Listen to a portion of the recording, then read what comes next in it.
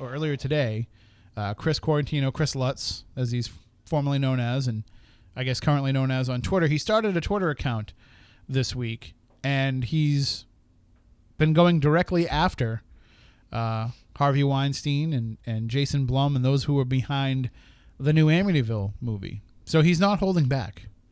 And we asked him if he wanted to join us tonight, and he declined. We've been talking back and forth, him and I, for a couple of weeks now. So he's kind of told me everything that's going on, but he's only put out so much publicly, so I can't say a lot of it. But he does have more planned in this campaign to basically take back the Amityville story. So, but we still don't know who bought the house. I don't even know much about the story to begin with, so... That's because you won't watch the movies. I know. But why would I want to? What about the books? I would tell you to read the book, but the book is terrible. Okay. And the book is not good. I thought it was good when I was younger, and I read it, but then I went back and reread it, and I was like, this is not even a well-written book. I think I'd rather hear it from the source than watch a movie, to be honest. Well, that's also, questionable too, though, because of course the sources have been different. Like right within their own family, there's been different differentiations in the story. Right. So really, I'm trying to think of what's a good way to learn about the story without having to watch them. You have to watch the movies only to know what has become the Hollywood version of the story. And that version has changed again and again in the different incarnations of the movies. And so many of the movies actually have nothing to do with the story. They're just horror movies that they slap the Amityville name onto. Right. Or, place them into the house to kind of up the creep factor of the story. But you have to know... there's so many layers to it. There's what happened with the actual DeFeo murders. Mm-hmm. So that's part of it. Then there is what happened to the Lutzes when they moved in. Right.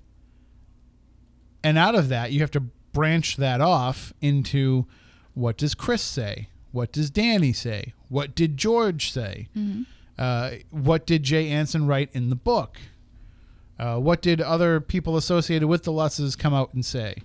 Laura DiDio, who we had on the show, what did she report in the newspaper? What did Ed and Lorraine Warren have to say about their involvement in the case? So there's all these, and none of it really... matches. Yeah, none of it comes together. When the only thing that kind of comes up again and again are those who, say that it was all a hoax because... DeFeo's lawyer and the Lutzes sat down and concocted this whole story up over a couple of bottles of wine. Wow. That has seemed to kind of stay out there, but there's just so many different twists and changes in everybody's story. I don't really know what to believe myself. And then you have the re-entrance of Ronnie DeFeo into the story a few years ago when he got involved with Jackie Barrett and they worked on a book together, and now he's back into the story. And... It's so hard because if you're going to try and put it all together, take all these pieces and put them all together and try to make sense of it all together, your head will explode. Right. I can see that. Because it's just, there's too much of it that just, how can one person be in the house and experience this and one person be in the house and experience that? Usually with a haunted house case, at least the family all has their story the same. And you can say if you want, if it really happened, if it was made up. I understand Chris was younger than Danny, and so he might not have experienced things the same way. But still, no matter how you look at it, you have to agree. What hoax or not, people that claim that their house is haunted generally have the same story. Right. So the fact that there are so many differentiations in the story, it actually makes me think that there probably was things going on. More than if they were all on the same page, if you get what I'm saying. It's almost like I would think it was more of a concocted story if everybody was telling the same story. Coming from my experiences, I guess, you can have a member experience stuff and nobody else. So that is a possibility. Even looking at families that contact me and say, my child's talking to something or something's bothering my child, but I don't see it, I don't hear it, I don't understand it. So that's really common. In other people, people moving in and out of a house, like I talked about before, different psychic energies from the living, especially wake up different energies that are remaining in the house. So, like, my parents didn't see any ghostly activity really until I was born. But this is, again, I'm not faulting you, but you're not totally familiar with all the parts of the story. Right. And so when you're talking about everybody being in the room and something happening, you would think that that's I'm only something, going off of what you just said. Oh, I know. So. But, and I almost feel like I want to, like, break this all down and give you a primer of everything that everybody says. And I could probably do that off the top of my head because I'm just that obsessed with it. But it doesn't make any sense that the family can all experience one thing together and everybody has different versions of it in terms of, like, what did happen and what didn't happen.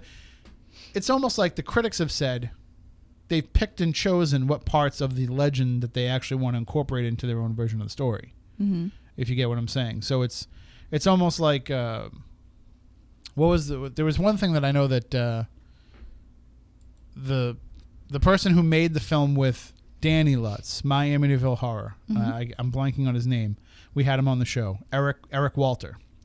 And when he was on, he even said to us that there were parts of Danny's discussion where he could kind of tell that it wasn't really Danny recollecting what had happened to him. It was Danny recollecting what was in the movie. Okay.